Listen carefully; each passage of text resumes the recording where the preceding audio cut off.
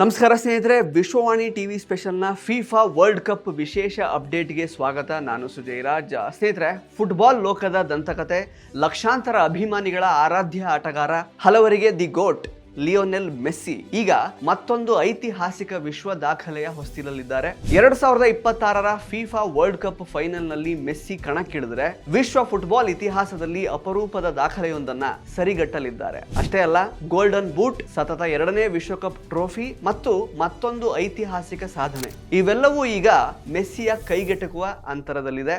ಹಾಗಾದ್ರೆ ಮೆಸ್ಸಿ ಮುರಿಯಲಿರುವಂತಹ ಆ ದಾಖಲೆ ಯಾವುದು, ಅದನ್ನ ಬೇರೆ ಯಾರೆಲ್ಲ ಸಾಧಿಸಿದ್ದಾರೆ ಮತ್ತು 2026ರ ವರ್ಲ್ಡ್ ಕಪ್ನಲ್ಲಿ ಮೆಸ್ಸಿಯ ಪ್ರದರ್ಶನ ಹೇಗಿದೆ, ಇದೆಲ್ಲವನ್ನ ಈ ವಿಡಿಯೋದಲ್ಲಿ ಸಂಪೂರ್ಣವಾಗಿ ತಿಳ್ಕೊಳ್ತಾ ಹೋಗೋಣ. ಅದಕ್ಕಿಂತ ಮೊದಲು ನೀವಿನ್ನೂ ವಿಶ್ವವಾಣಿ ಟಿವಿ ಸ್ಪೆಷಲ್ ಯೂಟ್ಯೂಬ್ ಚಾನಲ್ಗೆ ಸಬ್ಸ್ಕ್ರೈಬ್ ಆಗಿಲ್ಲ ಅಂತಾದ್ರೆ ದಯವಿಟ್ಟು ಈ ಕೂಡಲೇ ಆಗಿ, ಹಾಗೇನೆ ಪಕ್ಕದ ಬೆಲ್ ಐಕಾನ್ ಅನ್ನ ತಪ್ಪದೇ ಒತ್ತಿ. ಅರ್ಜೆಂಟೀನಾ ಮತ್ತೊಮ್ಮೆ ಫೈನಲ್ನಲ್ಲಿ. ಡಿಫೆಂಡಿಂಗ್ ಚಾಂಪಿಯನ್ ಅರ್ಜೆಂಟೀನಾ ಮತ್ತೊಂದ್ಸಲ ವಿಶ್ವಕಪ್ ಫೈನಲ್ಗೆ ಲಗ್ಗೆ ಇಟ್ಟಿದೆ.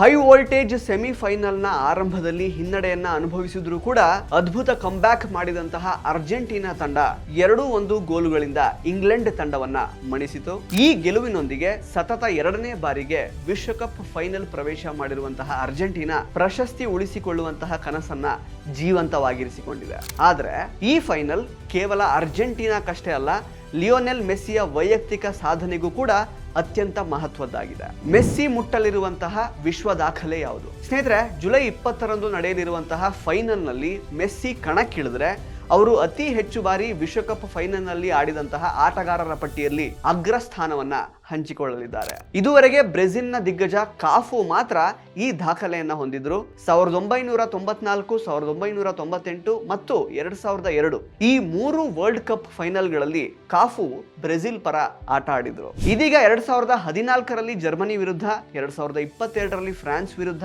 ಮತ್ತು 2026ರಲ್ಲಿ ಸ್ಪೇನ್ ವಿರುದ್ಧ ಈ 3 ವರ್ಲ್ಡ್ ಕಪ್ ಫೈನಲ್ಗಳಲ್ಲಿ ಆಡಿದಂತಹ ಅಪರೂಪದ ಸಾಧನೆಯನ್ನ ಮೆಸ್ಸಿ ಕೂಡ ಮಾಡುವಂತಹ ಅವಕಾಶವನ್ನ ಹೊಂದಿದ್ದಾರೆ. ಇತರ ದಿಗ್ಗಜರು ಯಾರು? ಸ್ನೇಹಿತರೆ, ವಿಶ್ವ ಫುಟ್ಬಾಲ್ನಲ್ಲಿ ಇನ್ನೂ ಅನೇಕ ಮಹಾನ್ ಆಟಗಾರರು 3 ವಿಶ್ವಕಪ್ ಫೈನಲ್ ಅನ್ನ ತಲುಪಿದ್ದಾರೆ. ಅವರಲ್ಲಿ ಮೊದಲ ಹೆಸರೇ ಪೀಲೆ. 1958, 1962, 1970 ಹೀಗೆ ಈ 3 ವರ್ಲ್ಡ್ ಕಪ್ಗಳಲ್ಲಿ ಬ್ರೆಜಿಲ್ ಫೈನಲ್ ಅನ್ನ ತಲುಪಿತ್ತು. ಆದರೆ 1962ರ ಫೈನಲ್ನಲ್ಲಿ ಗಾಯದ ಕಾರಣದಿಂದಾಗಿ ಪೀಲೆ ಕಣಕ್ಕಿಳಿಯೋದಕ್ಕೆ ಸಾಧ್ಯ ಆಗಲಿಲ್ಲ. ಅದೇ ರೀತಿ ಬ್ರೆಜಿಲ್ನ ರೊನಾಲ್ಡೋ ನಜಾರಿಯೋ, ಜರ್ಮನಿಯ ಲೋಥರ್ ಮಥಾಯಸ್ ಮತ್ತು ಪಿಯರ್ ಲಿಟ್ಬಾರ್ಸ್ಕಿ ಇವರು ಕೂಡ 3 ವರ್ಲ್ಡ್ ಕಪ್ ಫೈನಲ್ ಅನ್ನ ತಲುಪಿದ್ರು. ಆದರೆ ವಿವಿಧ ಕಾರಣಗಳಿಂದ ಒಂದು ಫೈನಲ್ನಲ್ಲಿ ಕಣಕ್ಕಿಳಿಯೋದಕ್ಕೆ ಇವರುಗಳಿಂದ ಸಾಧ್ಯ ಆಗಿರಲಿಲ್ಲ. ಹೀಗಾಗಿ ಕಾಫು ಅವರ ದಾಖಲೆಗೆ ಸಮನಾಗುವಂತಹ ಅವಕಾಶವನ್ನ ಈಗ ಮೆಸ್ಸಿ ಪಡ್ಕೊಂಡಿದ್ದಾರೆ. 39ನೇ ವಯಸ್ಸಿನಲ್ಲೂ ಅದ್ಭುತ ಪ್ರದರ್ಶನ. ಸ್ನೇಹಿತರೆ, ವಯಸ್ಸು ಕೇವಲ ಸಂಖ್ಯೆ ಅನ್ನೋದನ್ನ ಮೆಸ್ಸಿ ಮತ್ತೊಂದ್ಸಲ ಸಾಬೀತುಪಡಿಸಿದ್ದಾರೆ. 39ನೇ ವಯಸ್ಸಿನಲ್ಲೂ ಕೂಡ 2026ರ ವಿಶ್ವಕಪ್ನಲ್ಲಿ ಅವರು ಆಟ ಆಡ್ತಾ ಇರುವಂತಹ ರೀತಿ ಅದ್ಭುತ ಅಂತಾನೆ ಹೇಳಬೇಕು. ಟೂರ್ನಿಯಲ್ಲಿ ಇಲ್ಲಿ ತನಕ 8 ಗೋಲುಗಳು, 4 ಅಸಿಸ್ಟ್ಗಳು, ಇದ್ರ ಜೊತೆಗೆ ಗೋಲ್ಡನ್ ಬೂಟ್ ಸ್ಪರ್ಧೆಯಲ್ಲೂ ಕೂಡ ಮೆಸ್ಸಿಯೇ ಪ್ರಮುಖ ಅಭ್ಯರ್ಥಿಯಾಗಿದ್ದಾರೆ. ಗೋಲ್ಡನ್ ಬೂಟ್ ರೇಸ್ನಲ್ಲಿ ಮುನ್ನಡೆ. ಮೆಸ್ಸಿಗೆ ಸವಾಲ್ ಹಾಕ್ತಾ ಇದ್ದಂತಹ ಹಲವು ಸ್ಟಾರ್ ಆಟಗಾರರ ತಂಡಗಳು ಈಗಾಗಲೇ ಟೂರ್ನಿಯಿಂದಾನೇ ಹೊರಬಿದ್ದಿವೆ. ಫ್ರಾನ್ಸ್ನ ಕೀಲಿಯಾನ್ ಎಂಬಾಪ್ಪೆ, ನಾರ್ವೆಯ ಎರ್ಲಿಂಗ್ ಹಾಲ್ಯಾಂಡ್, ಇಂಗ್ಲೆಂಡ್ನ ಹ್ಯಾರಿ ಕೇನ್ ಈ 3 ತಂಡಗಳು ಕೂಡ ಪ್ರಶಸ್ತಿ ರೇಸ್ನಿಂದ ಹೊರಬಿದ್ದಿವೆ. ಇದರಿಂದ ಗೋಲ್ಡನ್ ಬೂಟ್ ಗೆಲ್ಲುವಂತಹ ಅವಕಾಶವೂ ಕೂಡ ಮೆಸ್ಸಿಯ ಪರವಾಗಿದೆ. ಇತಿಹಾಸ ಬರೆಯುವಂತಹ ಅವಕಾಶ. ಸ್ನೇಹಿತರೆ, ಈಗ ಮೆಸ್ಸಿ ಮುಂದೆ ಒಂದೇ ಒಂದು ಪಂದ್ಯ ಉಳ್ಕೊಂಡಿದೆ.